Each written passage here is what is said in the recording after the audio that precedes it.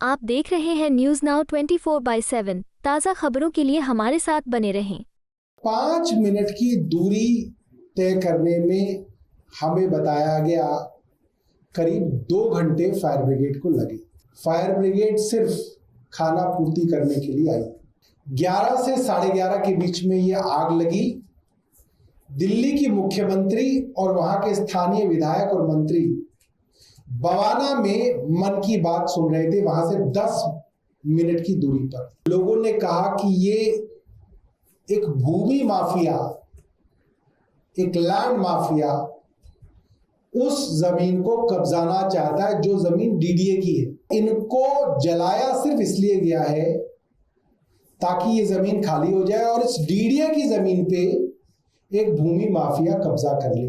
दिल्ली के बवाना विधानसभा क्षेत्र में आने वाले सेक्टर 17 स्थित बस्ती में रविवार को लगी आग ने सियासत को भड़का दिया है।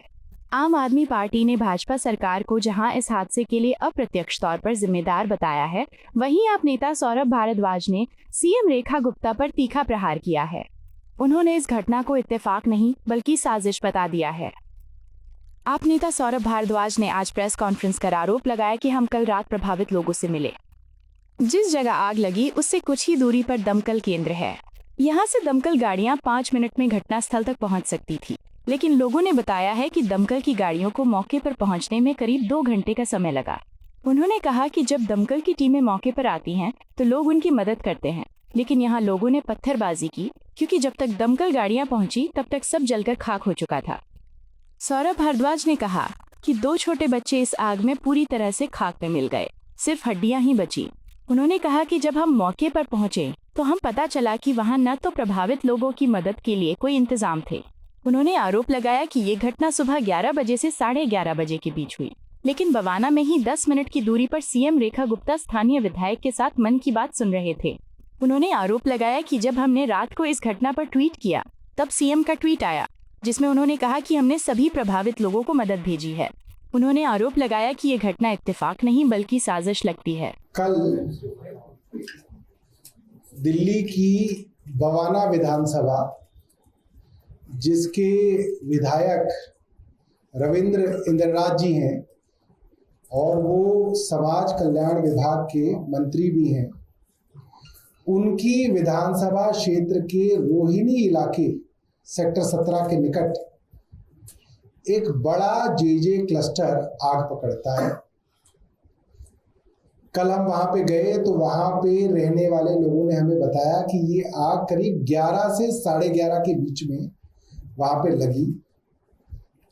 मात्र 5 मिनट की दूरी पर फायर स्टेशन है, आप जाके देख सकते हैं। 5 मिनट की दूरी तय करने में हमें बताया गया करीब 2 घंटे फायर ब्रिगेड को लगे। जब तक फायर ब्रिगेड आई, आप सोचिए जब फायर ब्रिगेड आती है तो लोग उसकी मदद करते हैं कि फायर ब्रिगेड आ गई, आग बुझाई जाएगी, मगर लोगों ने पत्थरबाजी की। क्योंकि जब तक फायर ब्रिगेड आई तब तक वहां सब कुछ जल के खाक हो चुका था। फायर ब्रिगेड सिर्फ खाना पूर्ति करने के लिए आई।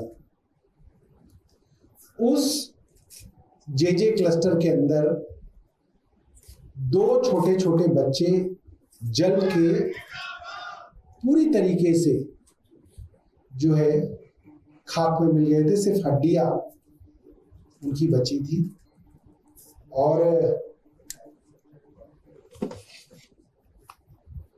ढूंढ के उनकी लाश को निकाला गया। वहां पे जब हम लोग पहुंचे कल रात को करीब 9:30 बजे, वहां पे हमारे कई विधायक और पार्षद साथी भी थे। वहां पे लोगों ने बताया कि सरकार की तरफ से कोई मदद उनके लिए नहीं पहुंची थी।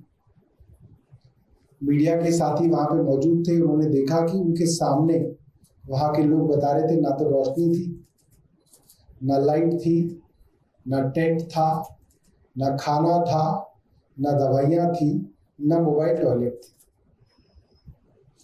11 से 11:30 के बीच में यह आग लगी। दिल्ली की मुख्यमंत्री और वहां के स्थानीय विधायक और मंत्री बवाना में मन की बात सुन रहे थे। वहां से 10 मिनट की दूरी पर आग लगने के बावजूद मुख्यमंत्री घटनास्थल पर नहीं पहुंचे। मुख्यमंत्री ने इसके बारे में एक ट्वीट तक नहीं किया। जब हम रात को वहां पहुंचे, हमने मीडिया से बात की, ट्वीट किया, तो रात को 11 बजे मुख्यमंत्री जी ने ट्वीट करके कहा कि हम वहां पे दवाइयां, खाना, मोबाइल, टॉयलेट सब कुछ भिजवा चुके हैं, जबकि वहां पे कुछ नहीं था। ये सब लोगों ने वहां देखा।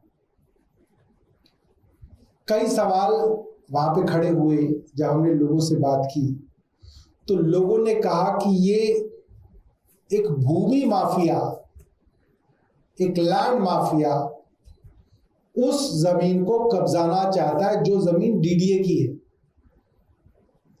और वहां पे एक तरफ से मकान बनने शुरू भी हो गए हैं, और इनको जलाया सिर्फ इसलिए गया है ताकि ये जमीन खाली हो जाए और इस डीडीए की जमीन पे एक भूमि माफिया कब्जा कर ले। वहां पे ईंटें रखी हुई हैं, अभी भी रखी हुई हैं। वहां पे कंस्ट्रक्शन चल रही थी। किसकी कंस्ट्रक्शन चल रही है? डीडीए की जमीन पे कैसे कंस्ट्रक्शन हो रही थी? झुग्गी क्लस्टर तो डूसिब का क्लस्टर है। उनको तो जब तक आप रिहेबिलिटेट नहीं करेंगे तब तक वो वहां रहेंगे, मगर वहां पे कोई भूमि माफिया कंस्ट्रक्शन नहीं कर सकता। वो कंस्ट्रक्शन कैसे चल रही थी और क्यों इतनी देर से वहां पे फायर ब्रिगेड पहुंची, ये बड़े सवाल हैं। हमारे कुछ सवाल हैं जो हमने सरकार से किए हैं, मुख्यमंत्री जी से किए हैं। पहला, पुलिस को और फायर ब्रिगेड को पहली सूचना इस आग की कितने बजे मिली?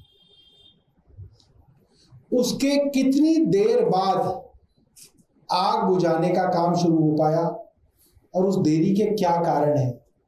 क्या आपने किसी अफसर पे इसके लिए कार्रवाई की है?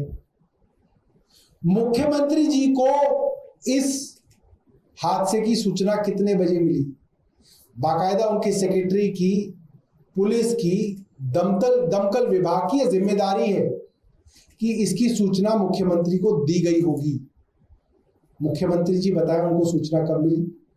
और अगर मुख्यमंत्री जी ये कह रही है कि रात को 11 बजे उन्हें सूचना मिली, फिर तो वहां के जो पुलिस के सीनियर अधिकारी हैं, फायर डिपार्टमेंट के सीनियर अधिकारी हैं और उनके अपने सेक्रेटरी हैं, उनकी जवाबदेही बनती है। उनके ऊपर कोई कार्रवाई हुई?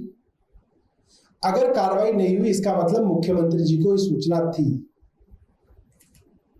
वे इस पे प्रतिक्रिया देना नहीं चाहती थी, मजबूरन उनको रात को 11 बजे प्रतिक्रिया देनी पड़ी, क्योंकि आम आदमी पार्टी से लोग वहां पे पहुंचे और उन्होंने सरकार से सवाल किए। वहां का नजारा इतना ज्यादा परेशान करने वाला था कि चारों तरफ जितनी झुग्गियां थी सब राख हो गई थी। लोग जमीन पर अपने परिवार के साथ अंधेरे में बैठे हुए थे। जानवर भी, वहां पे कई जानवर थे, बकरियां वगैरह, वो बैठी हुई थी और बैठे बैठे जो है वो जल चुकी थी। ये समझ लीजिए कि उनके सिर्फ जो है उनके स्केलेटन्स वहां पे जले हुए झुंड में दिख रहे थे। एक बाप ने रोते हुए बताया कि वो कूड़ा बिनता था, सुबह सुबह कूड़ा बिनने के लिए चला गया। बीवी किसी के घर पे नौकरी करती थी, वो चली गई। 4 साल का बेटा घर में था, आग लग गई, बेटा छुप के कूलर में बैठ गया ऐसे करके, और ऐसे ही जल के राख हो गया कूलर में। दूसरे किसी का बेटा 3 साल का था, एक बच्चे को बचा पाया। जब तक दूसरे बच्चे को बचाता तब तक आग बहुत भीषण हो गई, वो राख हो गया बच्चा। उसकी तस्वीरें हमने देखी, वो तस्वीरें देखने लायक नहीं थी। और इतनी संवेदना भी इस सरकार के अंदर नहीं बची कि 10 मिनट की दूरी पे रेखा गुप्ता वहां मौजूद थी और वो वहां तक नहीं गई। वहां के स्थानीय विधायक रात तक वहां पे नहीं थे। हम 10 बजे वहां पे थे, वहां पे स्थानीय विधायक नहीं पहुंचे थे, इंद्रराज जी मंत्री हैं।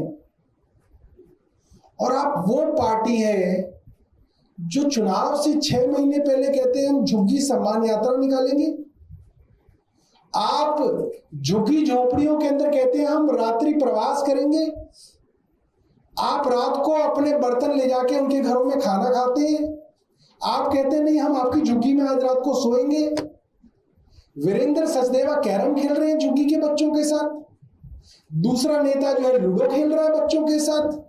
कोई वहां पे जगराता कर रहा है, कोई वहां पे नाच गाना कर रहा है। क्यों? क्योंकि उन गरीब झुग्गी झोपड़ी वालों के आपको वोट लेने थे। उन गरीब से गरीब लोगों से भी गरीब भारतीय जनता पार्टी है, क्योंकि भारतीय जनता पार्टी वाले हाथ फैला के उनसे मांगने गए, वो नहीं आए इनके पास मांगने, ये मांगने गए उनसे वोट।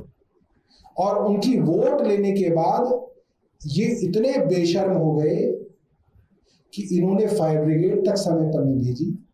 बच्चे जल के मर गए, इनके पास वहां जाने का समय नहीं मिला। इससे ज्यादा घटिया बात क्या हो सकती है? और किसी दूर दराज के इलाके में हो तो चलो हो सकता है, आप दिल्ली 10 मिनट के डिस्टेंस पे आप नहीं गए तो बड़ी बेशर्मी की बात है, बड़ी घटिया बात है। और मुझे लगता है कि अभी तक तो मैंने ऐसा उदाहरण अपने जीवन में नहीं देखा कि इतनी घटिया भी कोई सरकार हो सकती है, जिस सरकार को आज दिल्ली के अंदर चुना गया है।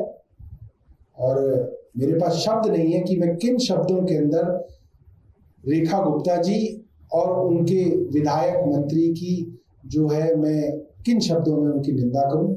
ये बहुत निंदनीय है। आपको यह वीडियो पसंद आया हो तो इसे लाइक करें, हमारे चैनल को सब्सक्राइब करें।